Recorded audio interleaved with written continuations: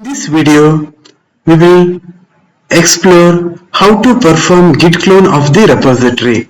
So in our previous video, we have pushing our complete project into the repository main branch. Now we would like to clone of the same repository.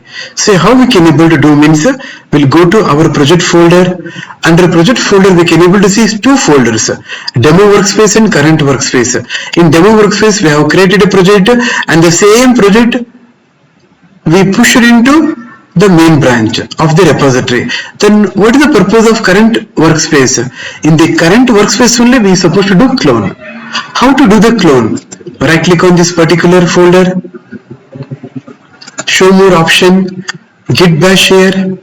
Yes, currently we are in the current workspace.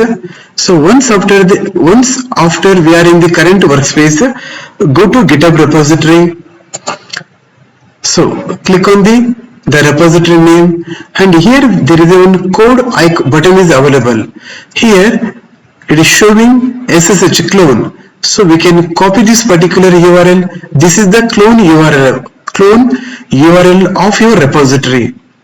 Copy this one and go it here, and please execute the command git clone,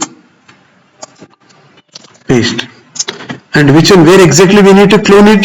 Under current workspace. Here afterwards we are supposed to write and execute everything in a current workspace only. We should not use demo workspace. We are using demo workspace only for creation of our repository main branch.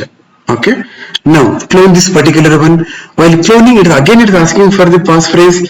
Please provide the passphrase. Yes, it was cloning successfully. So once after cloning this particular repository, we can go to the current workspace. See, the same folder name is available. Which is the repository name? The same repository nothing but a folder name. Open it.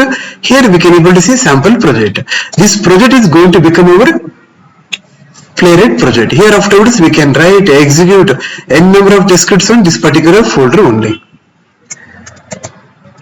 Thank you.